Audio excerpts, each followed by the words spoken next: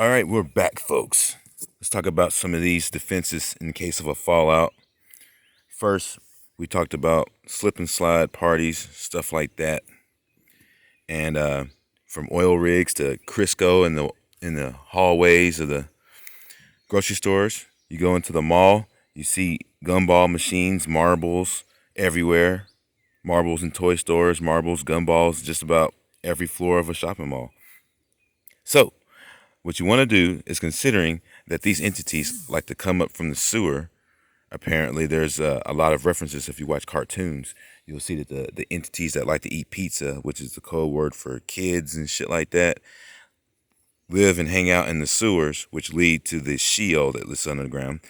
If you look at it like a real quick diagram, this would be like the holiest of holies also, and this donut shape would be the Sheol sitting over the continents that are outside of the holiest of holies. So these areas connect with a go-between of our upper ground, and this upper ground up here is our immediate access to our immediate job to, like, before we even go that far down. We have all of this to take care of too, because these are all mechanisms that can help us, and these are mechanisms also that hurt people. So one thing for sure is these fire hydrants.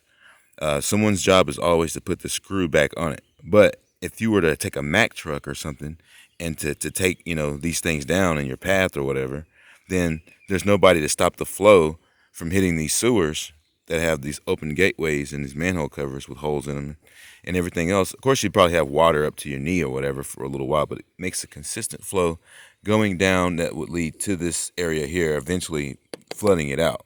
So if they were to drop the temperature, then that's still going to help, because everything gets froze over and everything's slippery that way too. And this whole thing freezes up like a giant block. So there's no go between. There's no coming up from under there, and there's no going down. So good thing that happened. Is it was just a matter of diving into I guess our daily demonizations of what we are to believe is things that we are to be a part of. But one thing's for sure is that the sun, Mr. Cheeks, he cleans out all the toxins, and then he can differentiate between who is who, and he comes from somewhere else that is not manipulatable. So that is your clear, concise answer that you can always kind of go to for, like, any doubts you may have. But here we go. All of this stuff flowing everywhere. These things obviously are a problem. So if they were using that to try to attack us in a fallout situation, only this would happen. For good cause, of course. These, you can just burn these, and the people, these useless eaters, they won't have anywhere to go. And from what I can tell, they drop the temperature like that because they want to make like a refrigerant type situation where these things can be preserved while they're in their dead, rotted states. So that's what that tells me.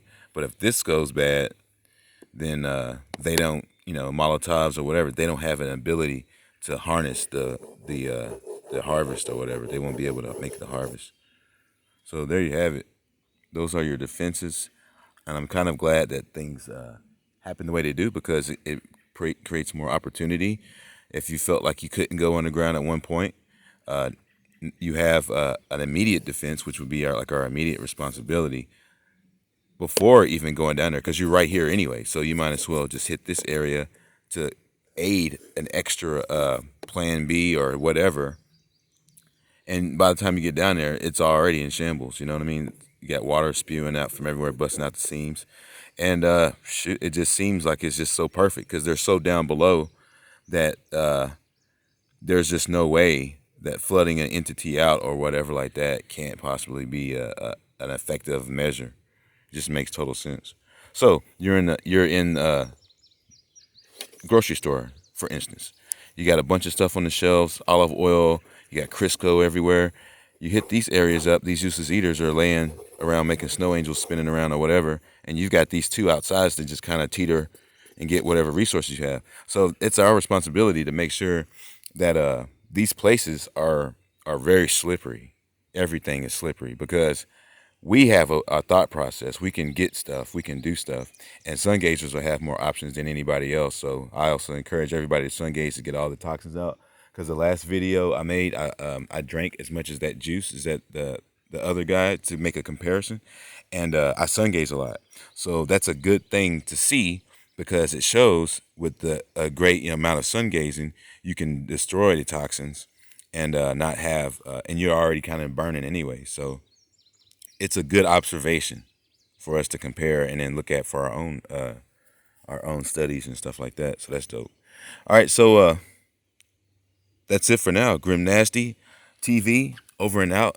And thanks for watching. And as always, onward through the fog we go and into the fire. Because when we get awake, we stay awake.